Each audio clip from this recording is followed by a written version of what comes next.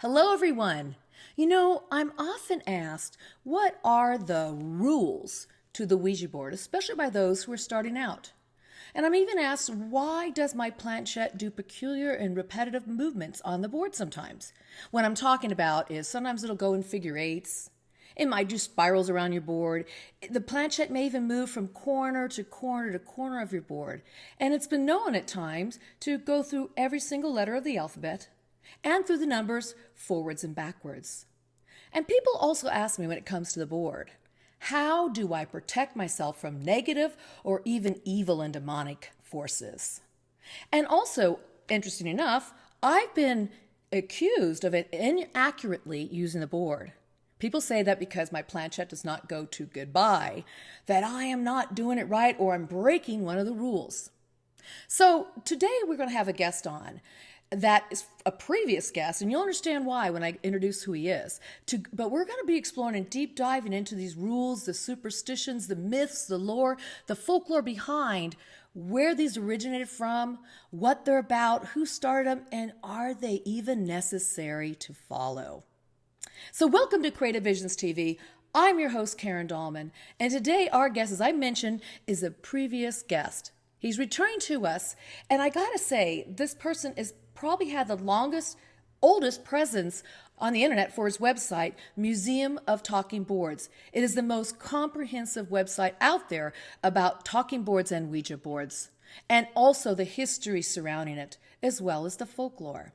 So I must say, too, that this gentleman is the creator and the curator of that website, but also he is the magician behind the curtain. He is the wizard that you will see in a moment. So without further ado, I'd like to welcome back Gene Orlando to the show. Welcome, Gene. Welcome. Thank you for joining us. Hi, Karen. Thanks for having me. Well, it's always a pleasure to talk to you. You guys, Gene has been collecting boards since the 1960s. He's also been using boards that long, if not longer. So I thought he's the right person because of his research and his work into the talking boards and understanding a lot about them. He'd come on and talk with us today about where these Ouijastitions, superstitions, and the board rules come from. So Gene, tell us about how you even got started in your collection. Well, that's a good question. First, before we start, I want you to know that I have a Ouija board here. So I'm all ready. And just in case we run into any bad spirits, I have my crystals. Awesome. Those are important to have. And I have a silver coin right here, which we can talk about later, to prevent any evil spirits from coming through. Oh. So, yeah, because you never know. I mean, we're dealing with some dangerous stuff here. Ouija boards can be serious business. I've been doing Ouija boards since the 1960s. Been collecting since then, and started the Museum of Talking Boards in the mid 90s, just as a way to connect people that might be also interested, and also to present a site that talks about the history, lore, and magic of talking boards, because they have an incredible history going back to the 1848 spiritual revolution. So this is what we're doing. And Gene, your oldest board is what year would you say? The earliest board? Yeah, for you. Well, my earliest board would probably be around 1890. So that would be the earliest Ouija board, actually before the Ouija board. It has no name, has no Ouija name on it. But that would be my earliest board. Prior to then, they were all handmade that we know of, and they were used by spiritualists. And other people that were interested in talking to the dead. There was the Ohio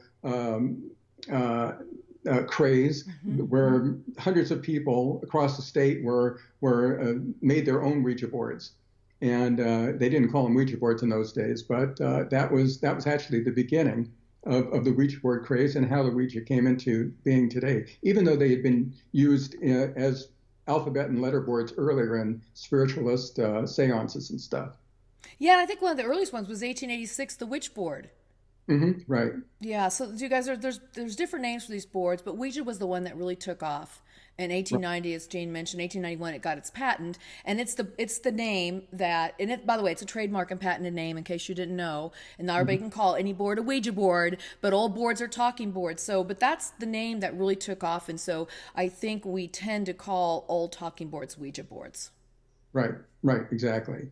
Exactly. So Gene's website really helps talk about the differences, or at least the different types of boards that are out there. And what I love about his website too, you guys, really go check this out. museumoftalkingboards.com. Links will be below.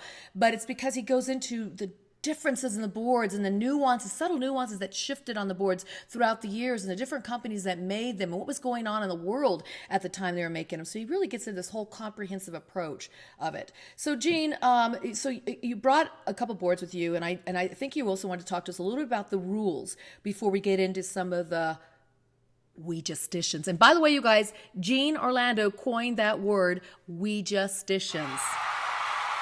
Right. Well, it was just a way to do it. You know, in the early days, there are so many of these superstitions that come up around the board, what to do, what not to do, the rules, so forth. And when I started the Ouijastitions page, it was going to be a superstitions page first, but then I thought, well, Ouijastitions kind of a catchy name, so we'll use that. And I started combing through all the information that I had to find out, well, what do people really fear? What are their superstitions? What are the things that, you know, people attach to the board as being really, really scary, and what to do and what not to do? Now, you and I both know that the Ouija board is that you really don't have to have any rules to do that. But everybody doesn't know that. And for them, the Ouija board is a very scary thing, particularly when they're starting it in the first place.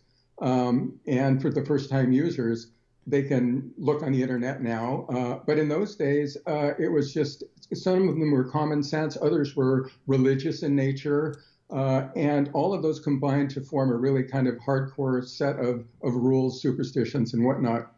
In the early days, when the Ouija board first came out, it was marketed as a novelty, as a game. This is a early 1900s William Fuld board. Very nice. And on the back are the rules.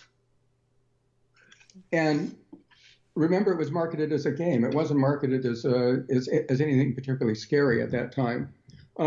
You put your board on the laps of two people, lady and gentleman preferred, with a small table upon the board. You place your fingers lightly but firmly without pressure upon the table so as to allow it to move easily and freely. And from 1 to 5 minutes, the table will commence to move at first slowly, then faster. Then you will be able to talk or answer questions, which it will do rapidly by touching the printed words or letters necessary to form words and sentences with a foreleg or pointer. That would be the planchette. This is a later one. And it goes on. And there are 5 or 6 rules to follow, and they're fairly simple. And the idea is that you and a companion are together and you're having fun, and this is a way to maybe do something forbidden, maybe something that you don't know what it's all about, maybe talk to the dead. And what could be more scary than talking to the dead?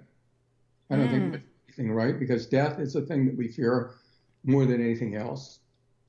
So true. And you guys, the rules didn't change that much on the back of the board. So when I got my board in 1973, it wasn't on the back of the board, it was on the back of the box. And basically the rules hadn't changed much. They said the same thing, you know, place it on your laps with a lady and gentleman and lady preferred. So I, you know, back then I got one of my younger brothers to do the board with me because it was a guy and I was a girl. Right. So I thought that's what you had to do. And then I thought you had to be in a partnership. And it talked about one person asking the questions, you know, doing it slowly. And then also, and I thought that's kind of good. I stuck with that rule pretty much throughout the years for myself. And then it said you can keep the board clean by wiping it with a soft cloth that made the planchettes, you know, move slow or better or flow. But there were no rules like you don't leave the planchette on the board. You must say goodbye. Don't let your planchette go in figure eights. Right. Don't ask about the buried gold. Those rules weren't in place yet, you guys. That's so funny. So those were the basic setup, I would call them. I didn't even call them rules. I call them just kind of instructions just to start this toy game, which is what it's marketed as, to work. So, right. Gene, what happened? Why did it get kind of crazy and so many rules were added? Yeah, so it's interesting about superstitions on Ouija boards. They seem to fall into certain categories. There are those that are religious because there's very strong rules against using any kind of divination in a lot of religions, particularly the Christian religion. There, you can. It's interesting is you can talk to spirits, but only if you do it in the church sanctioned way, and that would be by praying. So you're talking to the saints, or you're talking to to God, or other, the Virgin Mary, and this is fine. Now you don't expect an answer back, or if they do answer back, it's in a way that is something that God has set up for you. But any priest or preacher will tell you, oh no, any kind of contact with the dead is strictly forbidden because it says so in the Bible. So you have some of these rules that come up in religious things, and some of those are that you don't ever ask about God. You don't ever ask about God, because God is just for praying. You don't, when you're using the Ouija board, that would be really bad luck. You don't ask when you're going to die, because this is something that only God would know. So if you ask when you die, that's definitely something that you don't do. You don't ask for anything that will enrich you. So, for instance, you don't ask where the gold is buried. That's that could get you in real trouble if you start asking these questions about what are ladder numbers, things like that, ways to enrich you that are greedy or could possibly enrich you in other ways that people couldn't do. That would be bad things. So Roman Catholics will ask me, well, is it okay to use a Ouija board? And I tell them, whoa, stop. You should probably talk to your priest about that. What kind of Roman Catholic are you? Are you the kind of Roman Catholic that is really a religious Roman Catholic? Or are you just like, well, I kind of pick and choose in my religion, and so therefore I'm going to do it. So I would say, you have to be really careful here. You don't want to go against your religion. If you do that, then you could potentially be frightened, or later on have problems. Feel guilty and other things like that. So anyway, if you're a very religious person and you do the Ouija board, there may be some consequences. They may not be real consequences, but they may be consequences nonetheless. So that does it for the religious part. Other superstitions that have come in are interesting too. I've got my little list here. And these are kind of crossovers from the New Age movement, from Wicca, and from white magic. And they're interesting because you see them kind of across the board. One would be that the board has to be closed properly, or evil spirits will remain behind. Mm-hmm. Now, there never was any way to properly close a Ouija session. So that's just made up, like most of these things. But this is a way that if you were in one of these other disciplines, you might want to do it if you were conjuring a spirit or you're doing something like that. When using a glass as a message indicator, you must always cleanse it first by holding it over an open candle. These are kind of classic New Age ways. Use crystals, and silver coins to prevent spirits from coming through. Right. This silver coin here was given to me by one of my viewers. It's an Elvis Presley commemorative. Isn't that great? Look at that. If the king can't protect you from evil spirits, who can? Right. So Elvis has entered the room. He has entered the board. Right. Now he's left the board. Elvis has left the board. Right. Ta-ta-ta. Right. So what was that? What was the purpose of the coin? Did the person use that with the Ouija board as a planchette? No, as silver. If you use pure silver on the board, that is a protective mechanism that will prevent evil spirits from coming through. You'll only get the good spirits that way. Is this kind of like from some horror movies where you have to use a silver bullet, to kill a werewolf or a vampire? Yeah, I think silver is just considered to be a metal that's very pure. Okay. And so, maybe rather than gold or something else, silver has a protective properties. So this is how this became to be used. Yeah. Okay, and it's very much like we talked about the crystals. A lot of people use crystals for protection, and especially Mm. the quartz crystals. They're for clarity, they're clear, and they're transmitters and receivers. So I can understand where that came from too. Now, I do want to say, as we go through these rules, you guys, this is what I want to say, and I like that Jean said, look at what your faith is if you're going to use this tool, and how that's going to leave you. It's going to leave you feeling shameful or bad or guilty, which then causes all kinds of creations. So what I say, and this is what the guides say, Jean, all the time, the beings I speak with, they call these things we're talking about today baubles and beads, but they say if you need those are the necessary for you to get in the right space to do this work, then use them, you guys. But do you need them? Jean, do you need them? No, you don't need any of these. Right. I want to say 100%. I concur with this. All the years I've been using this tool, you don't need any of them. But if you choose to use them, use them. Hey, one of our good friends, a collector, likes to use tea lights. Dean Hacker. Here's to Yes. you, Dean Hacker, the tea lights. Sometimes people like to use votives, right, Jean? People use Right. votives, candles. Yes. And what about this one? Sage. Sage. Yeah. Yeah? Yeah? But please, people, don't make your board stinky. Just don't do True. that. Just don't do that. No need for stinky boards. No need for stinky board. But yes, absolutely. Ritualize your experience any way you like, because your way is the right way.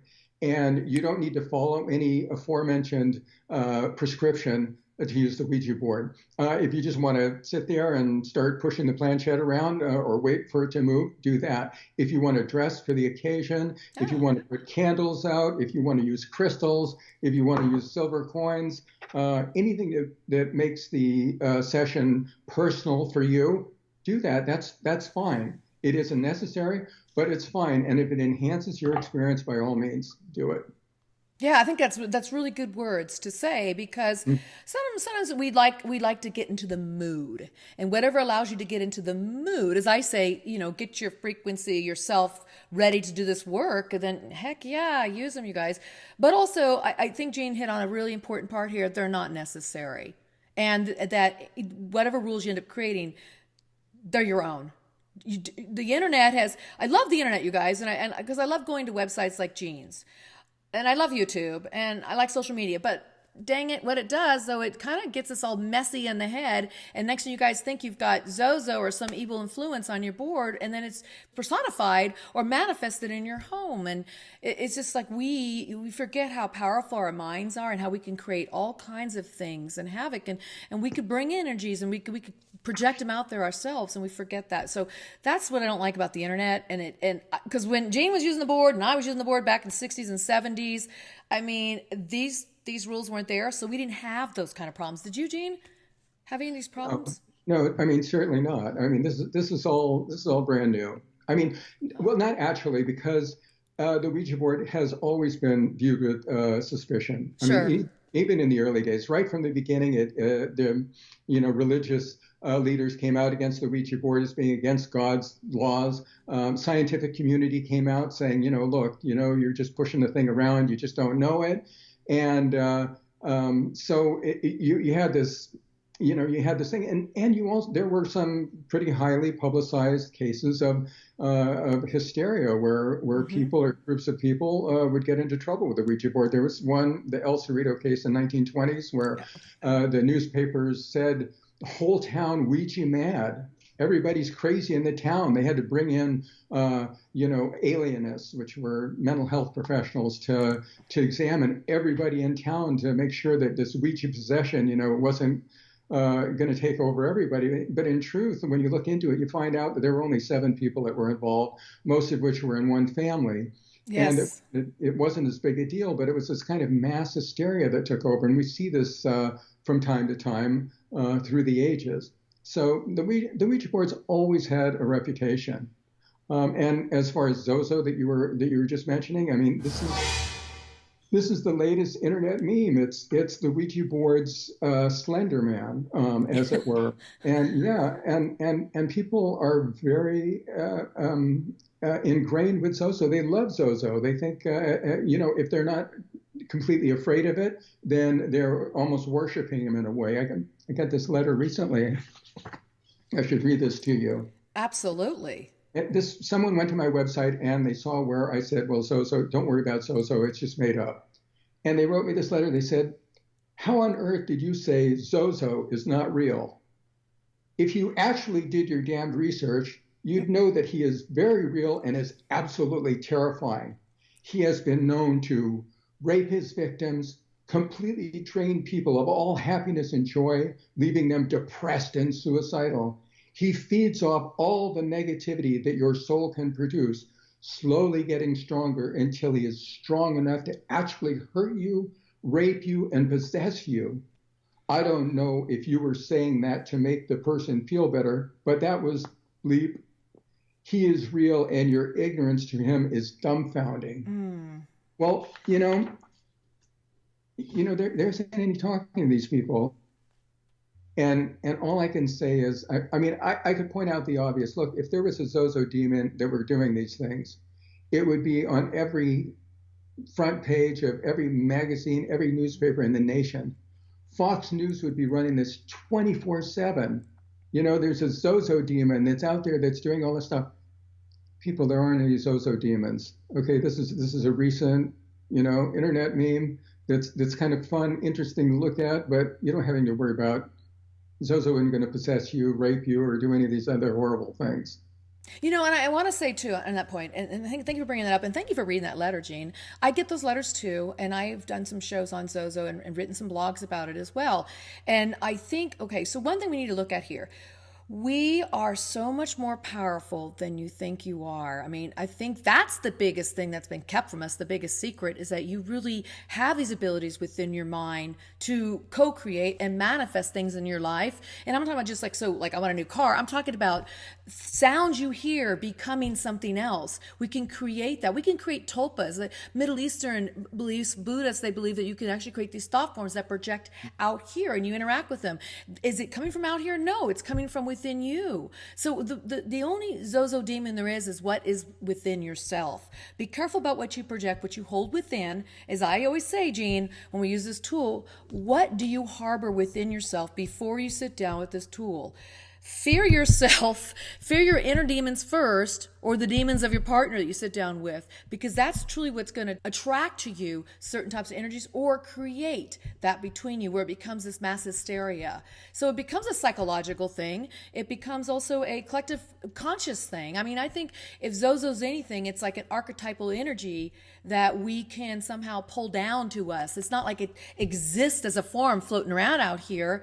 It's not a devil incarnate.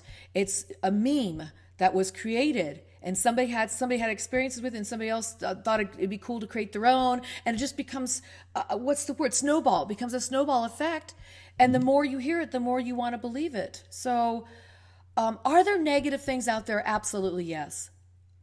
Is there evil out there? Yes, it resides in the hearts of man. Negativity resides within the hearts of man. And so if you see something negative happening with this tool, really look towards yourself, look towards humanity first. This is, Jean and I are trying to help you really look at this from a bigger picture, a very practical approach, that this board right here is nothing more than wood or masonite or cardboard, and it has no power over you, and neither do any rules that you subscribe to. Right. Well said. You create your own reality. That's the bottom line. And if people create these things for themselves, then they're going to be horrified when things happen or when they think things happen. Yeah. And another thing to think about too, when you guys are young and you let's say you're 7 or 8, like I was when I started using the Ouija board, if you scare yourself then, or you have an experience that you can't explain, I've seen apparitions myself, and let's say you see an apparition, that's very scary to a little kid. It was scary to me.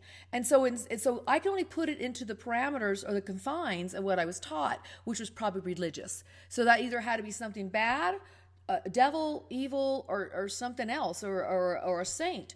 because Yeah. that's all I had in my words to describe what happened. So if something happened to you when you're young and you're holding that story still, try your best to get outside of that and now see it from the adult perspective, saying, okay, now I know more, I'm wiser in the world, I had more life experiences. And so now if you see that same apparition, you're going to go, oh my gosh, that was my great Aunt Betty coming back to see me. But when a child, you're like, that can't be real, so that's scary. So we have to look at it from this point of view.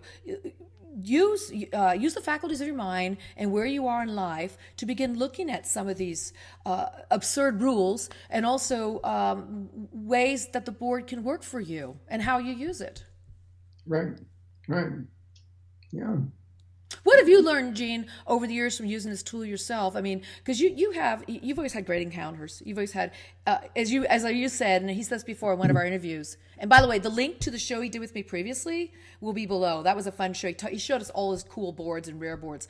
But you one time said you felt like what comes through is like a part of you, but a smarter part of you that kind of says things a little more wiser. Yes, well, when I use a Ouija board, it always sounds like I'm talking to myself, only someone that's smart. You guys, that's like talking to your higher self, or that aspect of yourself that is more wise and knowing. There's nothing wrong with that. That you can do that. Higher self, lower self, inner self, who knows? But anyway, yeah, I enjoy it. I do it for my own amazement, basically. I don't personally think that I'm contacting the dead, but I mean that's an interesting possibility. But I do enjoy using it just to see what's up, see what's happening, and often the messages that come through make me laugh, and I find fascinating. So that's why I do it. That, and also the fact that I'm a collector, and I collect not only the boards but the history, the lore, and Ouija boards are magical. That's why they have the reputation that they do. That's what really makes them interesting. Do you think because of the magical aspect of the boards, that's why a lot of rules have been created too? Well, it's interesting with rules. We were talking about religious rules. We were talking about rules that are drawing from other disciplines, Wicca and New Age, white magic, these sort of things. These a lot of times rules just kind of make sense to people, so they just kind of use them. Like for instance. Close the board. You've got to close the board. Mm-hmm. You've always got to say goodbye. Right. It's interesting because the word goodbye on the Ouija board is another word just like any of the letters. It's something that's telling you that the session is over, but yet people have construed that to say as well, if I'm talking to a spirit or something like that, I need to say goodbye, which means that I need to draw the planchette down to the goodbye. Otherwise, the board is enclosed. And if the board is enclosed, then an evil spirit can linger behind. Another superstition is that every board has a spirit, or that a spirit can stick to a board. Okay. And of course, this is, the board is just a piece of wood. It's a piece of cardboard. It's a material thing. It has no power or strength of its own. It's like a telephone. It's like you wouldn't talk on the telephone to somebody and then hang up and say, well, they're still there. They're possessed in the phone, right? My phone's evil. That person just talked to me. It's still inside here. I mean, we're being funny about this, you guys, but it's true. This is just a tool, and this is a tool. Exactly. But it's some of these just come out of nowhere, and they just seem to make sense. People will connect to them, and then when other people hear them, they go, "Oh, well, that makes sense." So therefore, it must be real. It must be true. There are some rules that we get from TV or from the movies. Let's talk about some of those, Jean. There's some really interesting rules that came out of some shows. Yeah. So here's a couple. Maybe you heard this. Never play alone. Yes. Never play alone.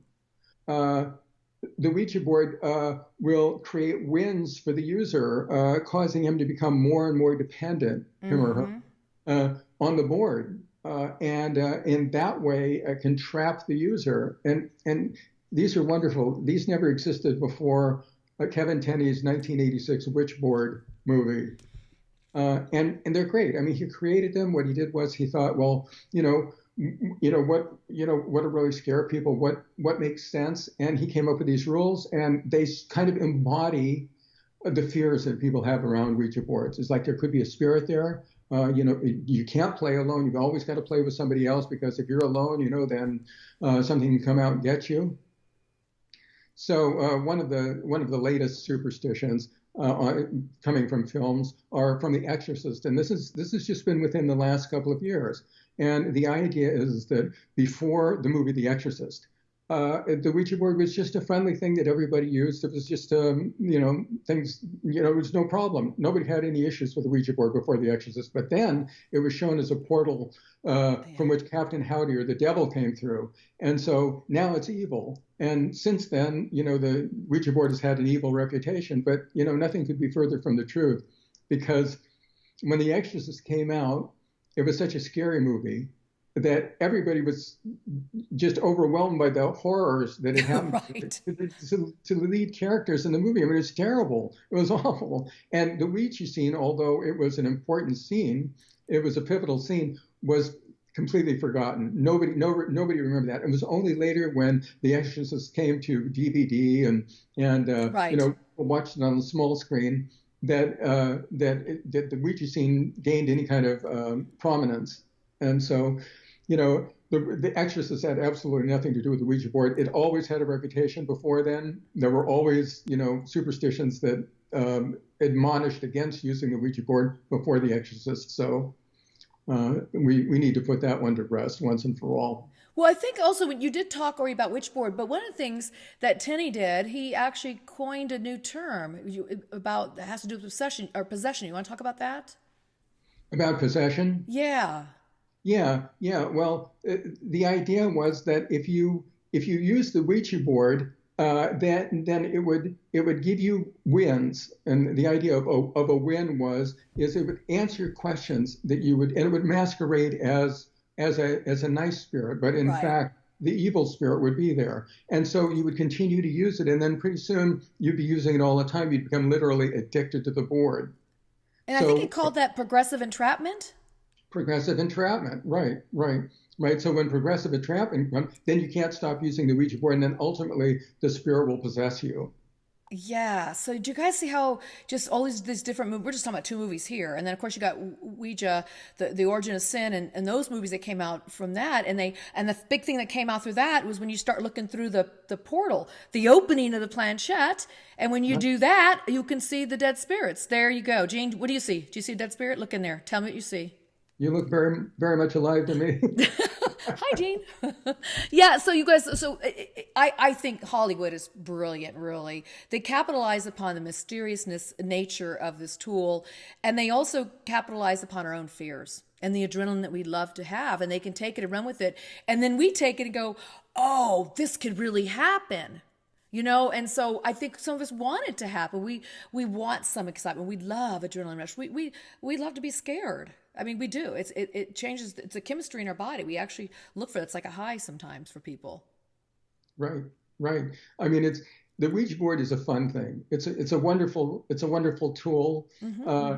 And regardless of how you use it, you can be a collector, you can be a historian, you can be a user. You can just use it for fun and games. But it's a magical device that goes back for years and years and years. And what makes it fascinating, what makes it magical, is that it does have a reputation, is that it is a scary thing. And although it may not be scary to you or me or other experienced users, the whole idea that you're entering into the forbidden when you're using it at night and you're having your own seance, whether you're doing it with yourself or whether you're doing it with other people, that's what really makes it fun. And that's always been the allure of the Ouija board. Yeah, you can tap into, like Gene said, that forbidden place, that great mystery we all ask, who am I? Where did I come from? Or where do I go? What happens when we die? Is there life after life? And all of us we might just touch on that, and I can get some glimpses of it myself. But does any of us really know? We don't. We don't know because we're not dead. And if we're dead, do we even know anyway? So we're not even gonna go into that. That's a whole nother show. We talk a lot about that on this channel. But I do believe I communicate with the afterlife. I feel like I can, and I've had many experiences that show me that I have. So that's where I come from with it. But I also believe, you guys, this tool is so much more than that. And if you're open to the possibilities of what you can do with this tool, you could become an explorer and discoverer, and you can really reach out into the realms and also into the consciousness of yourself, your higher self, and other dimensions that you can connect to. So that's what I like to do with it, Jean. That's how I like to use it. And to me, that's very stimulating, exciting, eye-opening, life-affirming, transformative. It falls into personal empowerment, personal improvement, as well as just great entertainment. And by the way, you guys, it helps me write my books, which I've told you guys about before. So you can use it for creative inspiration, but you got to get beyond just these rules, and that you can't break these rules, or these rules must be followed to a T. I mean, that's what we're here to talk to you about, is so you don't have to get stuck in that trap or the small little confines of the box that says you must do 1, 2, 3, 4, 5. People just create all these rules.